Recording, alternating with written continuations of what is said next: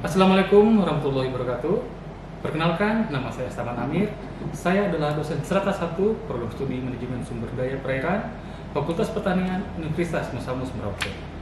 Pada kesempatan kali ini, saya akan menjelaskan salah satu mata kuliah yang saya ampu, yaitu penyuluhan. Mata kuliah ini merupakan mata kuliah wajib fakultas dengan kode C0315302 yang akan didapatkan pada semester 3 dengan bobot 2 SKS. Adapun deskripsi singkat mata kuliah penyuluhan adalah mata kuliah ini merupakan mata kuliah yang mempelajari tentang bagaimana menjadi seorang penyuluh yang baik yang dapat menerapkan ide-ide baru, inovasi-inovasi baru yang didifusi oleh masyarakat petani dan di mana seorang penyuluh juga harus memiliki sifat etika dalam penyuluhan, metode penyuluhan, dan mengevaluasi kegiatan yang dilaksanakan. Materi yang dibahas adalah pengertian penyuluhan, tugas dan fungsi penyuluhan, indikator keberhasilan dalam penyuluhan, kelembagaan penyuluhan, kelembagaan pelaku utama, etika penyuluhan, panca etika penyuluhan, falsafah penyuluhan, prinsip-prinsip penyuluhan, pengertian komunikasi, fungsi komunikasi, komunikasi dalam penyuluhan, unsur-unsur komunikasi, metode pendekatan komunikasi, manfaat komunikasi dalam penyuluhan, pengertian public speaking, teknik komunikasi dalam penyampaian materi, materi penyuluhan, media penyuluhan, metode penyuluhan, alat bantu penyuluhan, pengertian inovasi, pengertian adopsi, tahapan adopsi, penggolongan adapter, proses difusi, pengertian monitoring penyuluhan, manfaat monitoring penyuluhan, tujuan monitoring penyuluhan, pengertian evaluasi penyuluhan, manfaat evaluasi penyuluhan, kemudian prinsip evaluasi penyuluhan, tahapan evaluasi penyuluhan, kinerja penyuluhan, kompetensi penyuluhan, dan faktor-faktor yang mempengaruhi kinerja penyuluhan. Metode pembelajaran yang digunakan adalah ceramah, responsi simulasi, dan diskusi kelompok. Penilaian dilakukan dengan cara melakukan tes tertulis, tes lisan, dan observasi. Adapun capaian pembelajaran mata kuliah penyuluhan ini adalah 1. Menunjukkan sikap bertanggung jawab atas pekerjaan di bidang keahliannya secara mandiri. 2. Mampu menerapkan pemikiran logis, kritis, sistematis, dan inovatif dalam konteks pengembangan atau implementasi ilmu pengetahuan dan teknologi yang memperhatikan dan menerapkan nilai humaniora yang sesuai dengan bidang keahliannya. 3. Mampu menunjukkan kinerja mandiri, bermutu, dan terukur. 4. Mampu mengambil keputusan secara tepat dalam konteks penyelesaian masalah di bidang keahliannya berdasarkan hasil analisis informasi dan data. 5. Mampu bertanggung jawab atas pencapaian hasil kerja kelompok dan melakukan supervisi dan evaluasi terhadap penyelesaian pekerjaan yang ditugaskan kepada pekerja yang berada di bawah tanggung jawabnya. 6. Mampu melakukan transfer knowledge atas ilmu yang dimilikinya. 7. Memahami karakteristik budaya lokal di dalam memenuhi kebutuhan hidup yang berkelanjutan.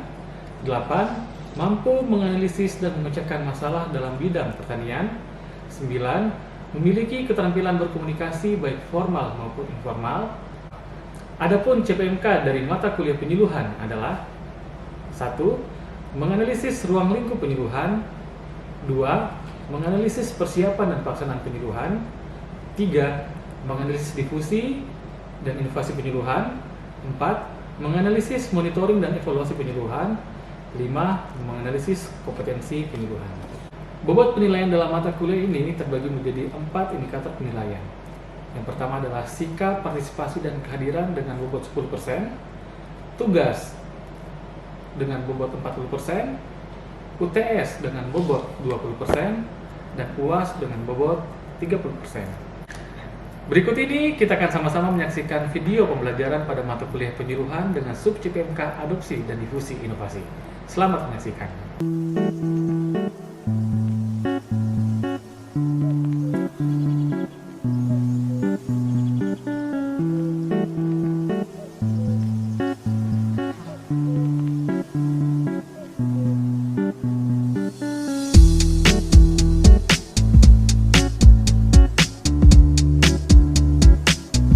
Baik, assalamualaikum warahmatullahi wabarakatuh. Selamat pagi semuanya.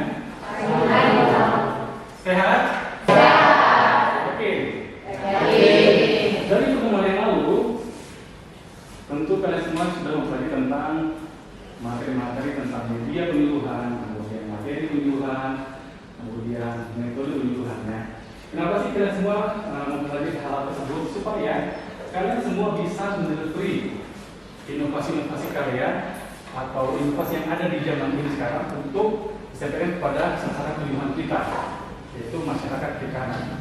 Ya, sehingga inovasi yang kalian hasilkan tadi bisa betul-betul diadopsi oleh masyarakat perikanan dan akhirnya terdistribusi ke seluruh masyarakat perikanan, di mana adopsi inovasi kemudian diskusi inovasi ini merupakan tujuan dari kegiatan penyuluhan ini.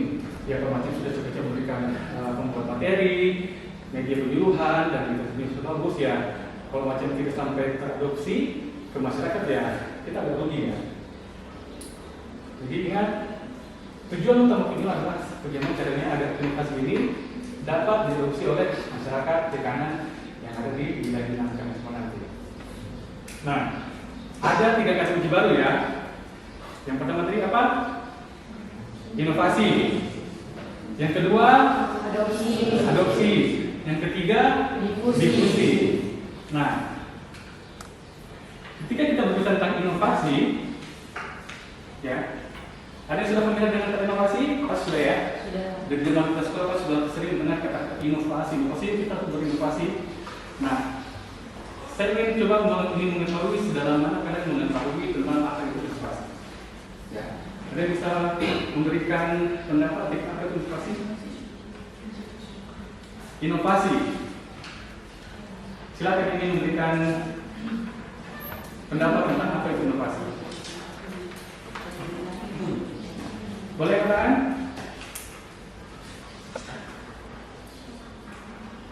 Rara, silakan. Perkenalkan, nama saya Rara. Di sini saya sepengetahuan yang saya, inovasi adalah suatu pembaruan gitu loh. Kayak inovasi itu kayak kita memberikan sesuatu yang baru kepada masyarakat. Ya, kita sudah mengetahuinya, tapi masyarakat belum mengetahuinya. Jadi kita kayak memberitahukan gitu loh Kak. Jadi itu bisa diadopsi sama masyarakat, inovasi-inovasi baru, kayak kita membuat satu perkembangan baru di masyarakat atau di suatu kelompok. Ya, benar sekali ya. Jadi kata kunci dari Rara adalah baru. Ada sesuatu yang baru di sini. Yaitu mungkin itu pengetahuannya, kemudian yang baru itu lagi ide-idenya, gagasan pokoknya. Intinya hal-hal yang baru. Ya. Nah, kita lihat sini pengertian menurut Roger dan Schumacher pada tahun 1971. Ya. Menurut beliau, inovasi sebagai ide-ide baru, praktek-praktek baru, atau objek-objek yang dirasakan sebagai yang baru oleh individu atau masyarakat sebagai sasaran penyuluhan. Jadi tepat sekali yang disampaikan tadi oleh Rara ya. Jadi menunjukkan bahwa hal-hal yang baru diketahui oleh masyarakat. Baru nih, ya. Nah, contohnya apa? Nah, contohnya pada bidang budidaya perikanan, mungkin beberapa contoh masih pakai sistem budidaya tradisional, ya. Kemudian tradisional plus, semi intensif sampai dengan sistem intensif. Nah, di sini saya ingin memberikan suatu diskusi buat kalian semua. Apakah teknologi bioflok yang akan diperkenalkan ke masyarakat di Kudus tadi apakah merupakan inovasi atau bukan? Ada yang tidak pendapat? Silakan. Saya Pak. Baik, kita silakan.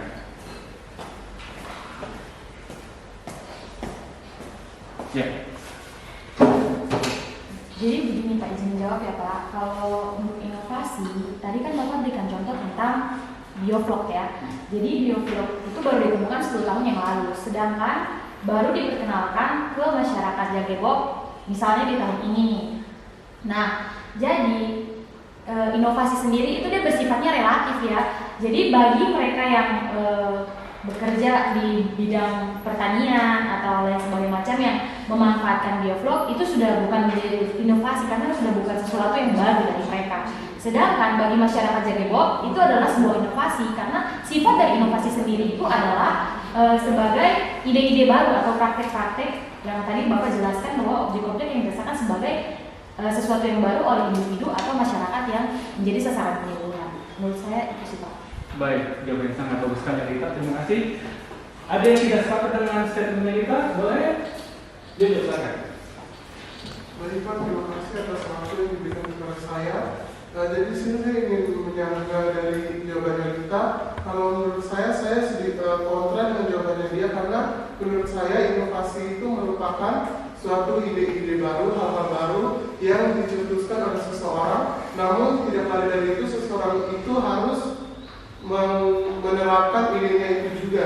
Tetapi di dalam konteks ini, di studi kasus ini, masyarakat di Jago 11 dia diperkenalkan. Jadi apalagi itu sudah statement yang sudah 10 tahun yang lalu, jadi menurut saya itu tidak termasuk inovasi baru. Baik, terima kasih jawaban yang sangat bagus sekali. Yang lain yang menambahkan? Jadi, apakah bioflok yang disampaikan ke masyarakat di Jago 11 apakah inovasi atau bukan? Ya. Bagi masyarakat di Jago 11, bioflok tersebut merupakan inovasi, ya. Inovasi bagi mereka. Loh kok inovasi sih? Nah, karena seperti yang disampaikan oleh kita, inovasi itu sifatnya relatif, tergantung siapa sih yang berpendapat. Ya kalau macam bioflok itu ditanya ke kita selaku akademisi atau selaku mahasiswa MSP, ya bioflok itu sudah bukan inovasi lagi, karena kita sudah mulai dari tahun-tahun yang lalu, ya kan? Nah, bagi masyarakat yang ada di Jago 11 ini, karena mereka betul baru menurut mereka ya, baru tahu, baru dikenalkan, konteksnya baru, ya, maka itu adalah inovasi buat mereka, ya. Jadi inovasi di dalam undang ini bukan berarti betul-betul baru diciptakan, baru ada ya, tapi inovasi adalah ketika orang-orang tersebut baru mengetahui adanya teknologi tersebut. Nah, dari bioflok yang diberikan kepada masyarakat 11, jadi menurut mereka itu adalah inovasi, ya. Jadi ingat, inovasi adalah sifatnya relatif, tergantung siapa yang diberikan teknologi tersebut, ya. Jojo, gitu ya. Berikutnya, adopsi. Adopsi dalam proses penyuluhan dapat diartikan sebagai perubahan pengetahuan, perubahan perilaku, dan juga perubahan keterampilan kognitif, afektif, dan psikomotoriknya pada diri seseorang setelah menerima inovasi yang disampaikan penyuluh kepada sasaran penyuluhan. Perubahan seperti apa? Dalam pengetahuannya, yang awalnya dia tidak tahu menjadi tahu, yang dari awalnya dia tidak, sikapnya dia tidak menerima teknologi tersebut, setelah belajar akhirnya dia bisa menerima, ya. Kemudian yang awalnya dia tidak terampil menjadi terampil, ya. Itulah perubahan yang dimaksudkan dalam proses penyuluhan ini, ya. Nah, apakah proses adopsi itu hanya sekedar perubahan dari tidak tahu menerima, dari tidak menerima jadi menerima, dari tidak terampil, ya. Jadi tidak sama saja. Nah, dikatakan adopsi apabila teknologi tersebut betul-betul sudah diimplementasikan pada kegiatan mereka. Contohnya pada satu budaya tadi yang awalnya sudah masih pakai sistem intensif, setelah dikenalkan dengan sistem bioflok, dia betul-betul menerapkan sistem bioflok pada budaya dan lainnya, ya. Jadi itu sudah tahu doang nih. Nah, ya, penerimaan di sini mengandung arti bahwa tidak sekedar tahu, tapi sampai benar-benar sasaran penyuluhan tersebut dapat melaksanakan dan menerapkan dengan benar serta menghayatinya dalam kehidupan dan usahanya. Sudah diterapkan, ya. Sampai ini paham, ya. Berikutnya, difusi. Difusi merupakan perimbesan adopsi inovasi dari satu individu yang telah mengadopsi inovasi tersebut kepada individu yang lain, ya, dalam sistem sosial masyarakat yang ada di wilayah penyuluhan. Tersimpan semua inovasi, adopsi, inovasi dan difusi.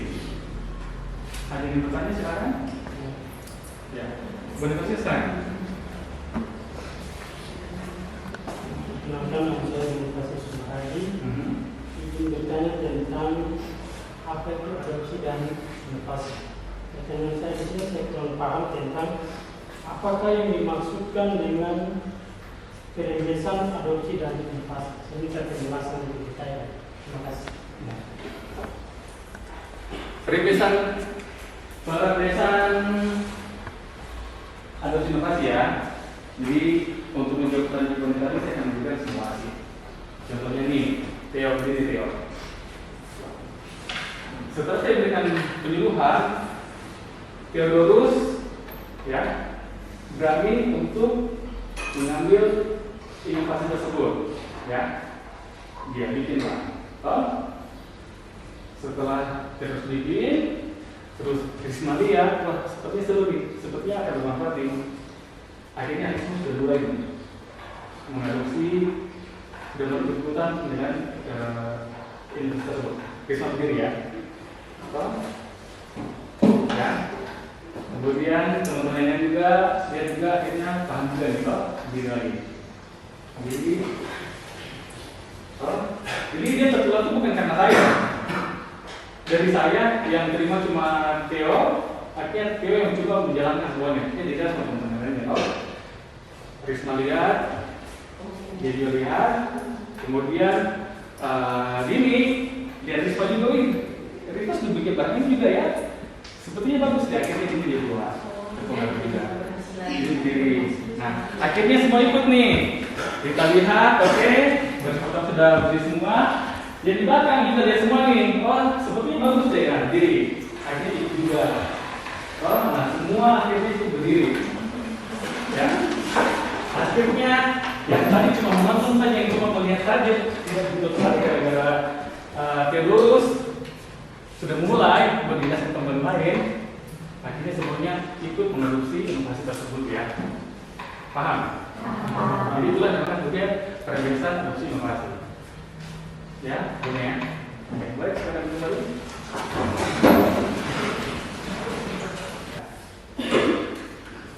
Nah, kemudian tahapan adopsi. Tahapan adopsi itu ada 5 ya. Sebelum masyarakat mengadopsi suatu inovasi tersebut harus melewati beberapa tahapan dulu. Ada 5 tahapan yang ada sadar, kemudian minat, kemudian evaluasi, mencoba dan akhirnya dia mengadopsi. Ya, kalau mau disingkat Sami Eva Kodok. Apa? Sami Eva Kodok. Sadar, minat, menilai, mencoba dan mengadopsi. Nah, kita mulai dari sadar dulu, awareness. Adalah sasaran mulai sadar tentang adanya inovasi tersebut. Tentang inovasi yang akan disampaikan. Berikutnya adalah interest atau minat ya. Sungguhnya minat ini seringkali ditandai dengan keinginan seseorang untuk bertanya, ya, untuk mengetahui lebih jauh tentang inovasi yang ditawarkan oleh peneliti. Kita sadar, kemudian minat. Setelah minat, kemudian dia mengevaluasi. Kira-kira dengan mengadopsi ini kita untung nggak ya? Menilai nih. Saya kalau bikin biovlog kira-kira untung nggak sih? Nah, seperti saya katakan tadi bahwa yang fokus itu kan penuh relatif kok. Jadi memang ternyata dengan menggunakan teknik biovlog hasilnya sama, tapi modelnya dapat ditekan dari segi berpakan, menggunakan air dan ditekan. Wah, seperti menguntungkan. Jadi menilai bahwa inovasi tersebut menguntungkan apabila diadopsi. Kemudian berikutnya adalah mencoba, ya, mencoba dalam skala kecil untuk lebih meyakinkan dirinya apakah teknologi atau inovasi tersebut betul-betul dapat diterapkan atau tidak apabila diterapkan dalam kebutuhan yang lebih selanjutnya. Nah, barulah inovasi tersebut dapat diadopsi, ya. Jadi betul-betul benar-benar diterapkan ke dalam usahanya, bukan cuma tidak tahu, sudahlah, kalau ternyata besok ini langsung diaplikasikan. Jadi tahapannya dari sadar, kemudian timbul minat, setelah minat, kemudian dia mencoba, menilai, setelah dia menilai, dia mencoba dan akhirnya mengadopsi.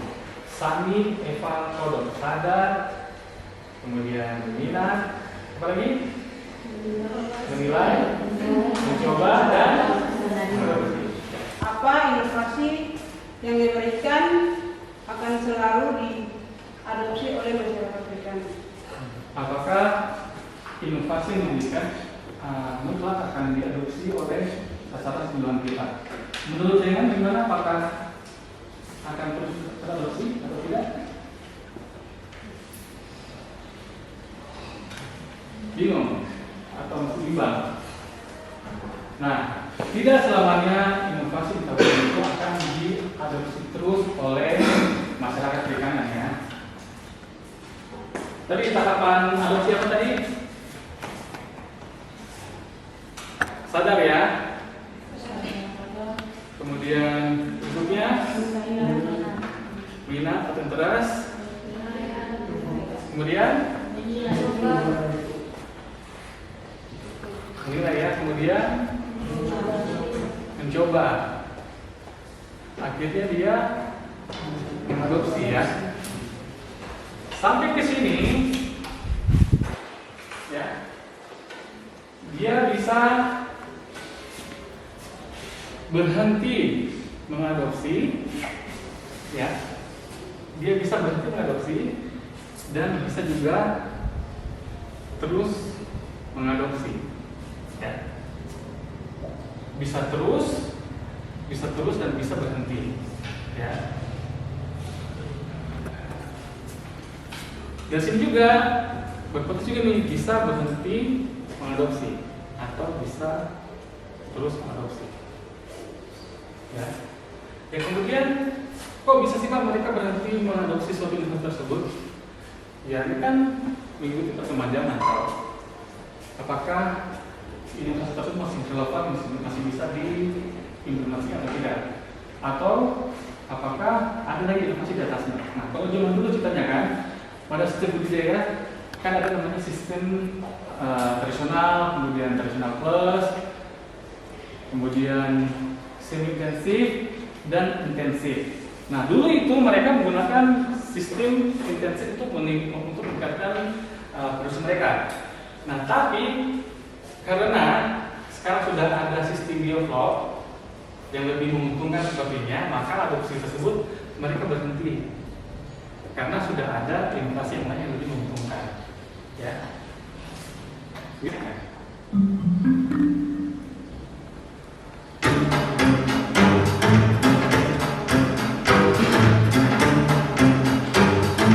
Pernahkah Anda memperhatikan beberapa orang mengadopsi produk atau perilaku baru lebih cepat daripada orang lain? Pada tahun 1962, Everett Rogers, seorang profesor psikologi, mengembangkan teori difusi inovasi untuk menjelaskan fenomena ini. Rogers menemukan setiap individu dalam masyarakat masuk menjadi salah satu dari 5 kelompok pengadopsi. Perbedaan setiap kelompok ditentukan oleh seberapa cepat seseorang mengadopsi inovasi. Teori difusi inovasi menjelaskan kepada kita bahwa jika Anda mempromosikan adopsi suatu produk atau perilaku baru secara luas, maka Anda perlu memasarkannya kepada setiap kelompok pengadopsi yang berbeda melalui pesan dan saluran komunikasi yang spesifik. Mari kita lihat setiap kelompok pengadopsi lebih seksama. Inovator. Kelompok ini paling sedikit jumlahnya, namun sangat penting perannya. Mereka selalu menjadi yang pertama dalam mempelajari dan mengadopsi inovasi.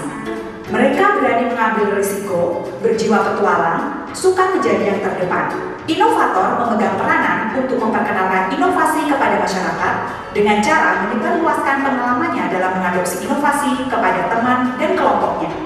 Pengadopsi awal, kelompok ini juga sedikit jumlahnya. Mereka berpikiran maju, pendapatnya dihormati dan diikuti oleh banyak orang sehingga disebut sebagai pemimpin. Dukungannya terhadap inovasi memainkan peran penting. Mereka menjembatani jurang pemisah antara orang-orang yang paling cepat mengadopsi inovasi dengan masyarakat. Mereka mendorong adopsi inovasi bergerak dari segelintir orang yang paling cepat mengadopsi inovasi kepada masyarakat luas. Sekitar 2/3 orang dalam masyarakat menjadi bagian dari kelompok mayoritas awal atau akhir. Mayoritas awal, kelompok ini perlu waktu untuk menyerap informasi dan membuat keputusan apakah akan mengadopsi inovasi atau tidak. Mereka mengamati pengalaman orang lain yang telah mengadopsi inovasi. Mereka akan mengadopsi inovasi bila telah yakin akan manfaatnya. Mayoritas akhir, kelompok ini lebih sulit untuk berubah, namun mereka dapat dipengaruhi melalui tekanan kelompoknya. Mereka akan mengadopsi inovasi bila telah terbukti manfaatnya dan digunakan oleh masyarakat luas, sebelum mereka mengambil risiko untuk mencobanya sendiri. Kelompok yang terakhir mengadopsi inovasi disebut sebagai laggard. Kelompok ini paling sulit berubah. Mereka juga paling sulit untuk dijangkau melalui berbagai saluran komunikasi pemasaran karena biasanya mereka sangat terbatas terpapar media. Mereka menunggu hingga inovasi diadopsi oleh masyarakat luas sebelum mereka ikut mengadopsinya. Di beberapa kasus khusus, mereka tidak pernah mengadopsi inovasi. Sekarang coba Anda pikirkan, inovasi global yang muncul dalam beberapa tahun terakhir. Media sosial seperti Facebook menyebar sangat cepat dan jutaan orang di seluruh dunia mengadopsinya.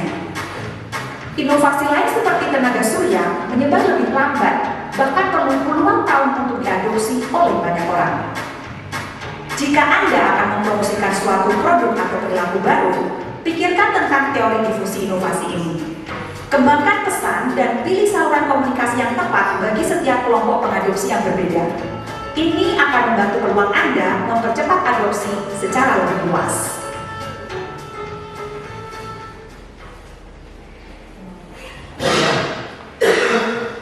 Mudah dipahami kan?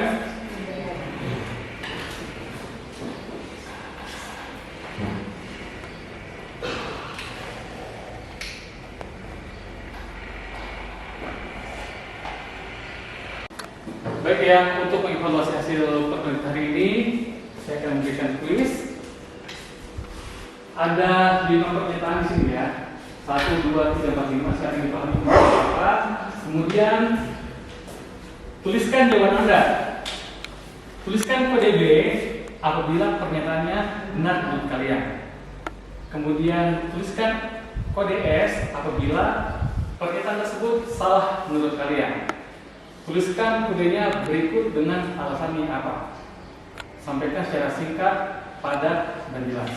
Silakan.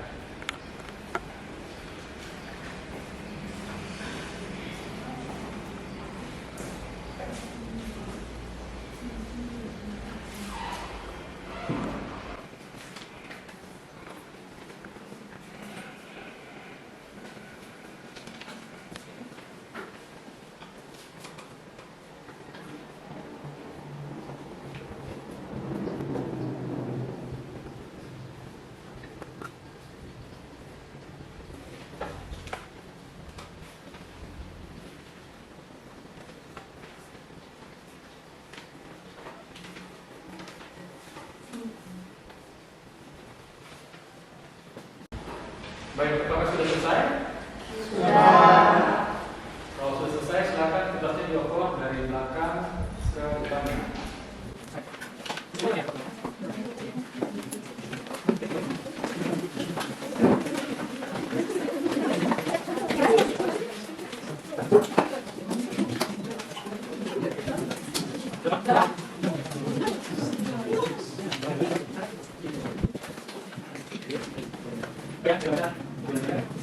Baik ya. Jadi saya harap apa yang saya sampaikan pada hari ini dapat bermanfaat buat kalian semua, dapat menjadi input dalam pengetahuan kalian sehingga kelak bisa mengimplementasikan pada masyarakat DKN.